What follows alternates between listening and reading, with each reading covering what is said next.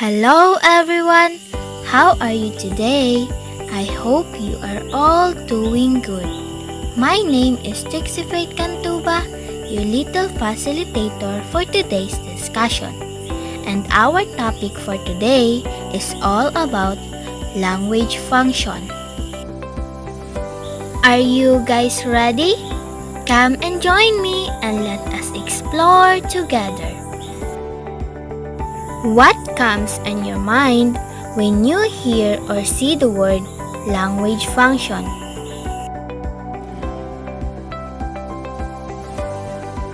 Very good! A language function refers to what students do with language as they engage with content and interact with other people. Function represents the active use of language for specific purposes. A language function explains why someone says something. It is the purpose of speaking that sentence or phrase. For example, I'm sorry represents the function of apologizing, and good morning represents the function of greeting. The uses of language are derived from the needs and customs of a given society. In addition to using language to think, to communicate information, and to direct behavior, we use language in social and very personal ways.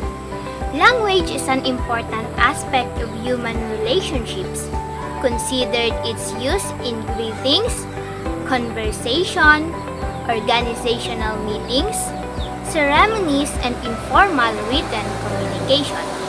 It is also used as an expression of emotion, as a release from tension, as a reaction to an emergency, and as a means of unique personal perceptions. Now, let us proceed to the 7 universal functions of language, which is originally identified by Michael Halliday in 1975. The first function is instrumental language. It is a language used to fulfill a need on the part of the speaker. It often takes the form of request. An instrumental function of language is used to achieve a certain result. It accomplishes something either for the speaker or someone else, and this function helps us understand its purpose.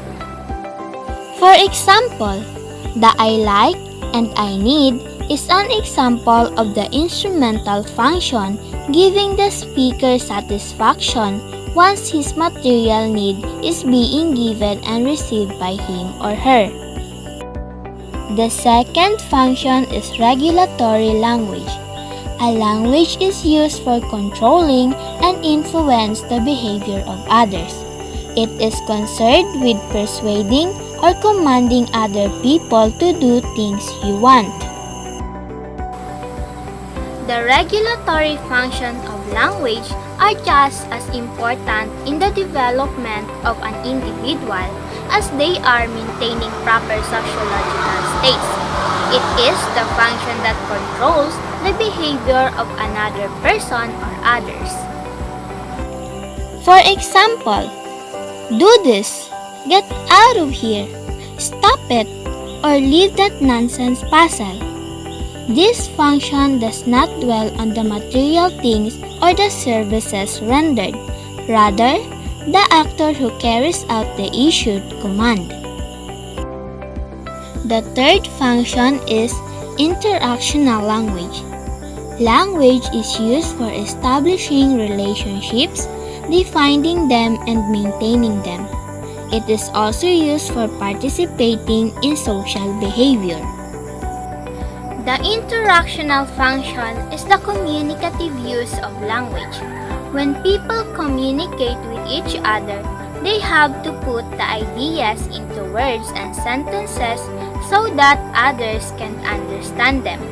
As a result, most language users rarely think about how they are using their own language for communication purposes, or what purpose their language serves as they interact in speech situations.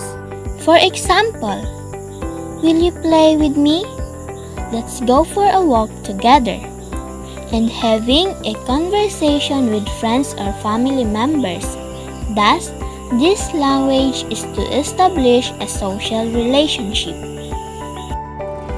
The fourth function is personal language.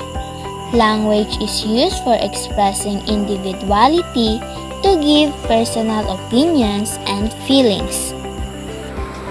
The personal function of language is an important concept in linguistics. In the context of linguistics, personal function means information about people and their relationships. We use pronouns such as me or you to identify a particular person who is being spoken to. For example, it is the language that uses the "Here I come, I think, and I'm going to be a doctor." Then we have imaginative language. It is a language used to create a world of one's own, and a language used for imagination. The imaginative language is the ability to use words, sounds, and grammatical forms to evoke pictures, images, or scenes in mind. It is one factor in the function of human speech, and it has been described as the power to evoke images and sensations. For example, let's pretend once upon a time, and let's allow our imagination to run wild. Here, the speaker expresses one's imaginative thoughts, fictional ideas, and make-believe notion out of the world of stories. The sixth function is heuristic language. Language is used for exploring the world, for finding things out.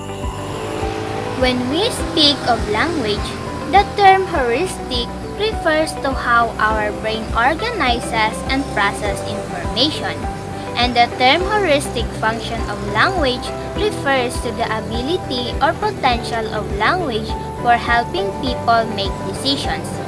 One of the main reasons humans use language is that it helps them solve problems and deal with specific situations. For example, explain to me why. What's that for? Why the sky is blue? And why do people talk differently? The speaker's inquisitive mind is hungry to be quenched by explanation, truth, facts, figures, and information. The seventh function is informative language. Language is used for conveying information. The informative function of language is to inform or provide a piece of information. It may also called the expository function.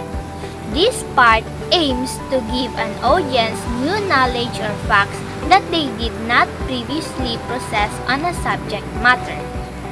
For example, I've got something to tell you. This language gives the speaker the free rein to put one's pieces of information across. In this function, the speaker fills in the minds of people spoken to with information that answers the whys. To truly and deeply understand the language of function, let me share this informative video as a summary of the seventh function of language that we discussed a while ago.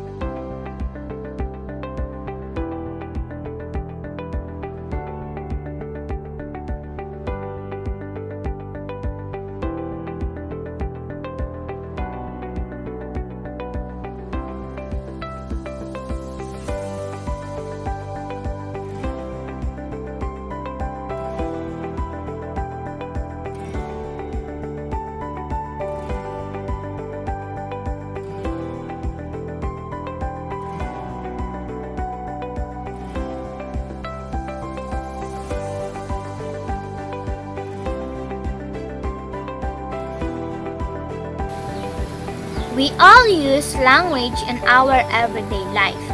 We use it to communicate with others, for work and study, and entertainment or personal expression.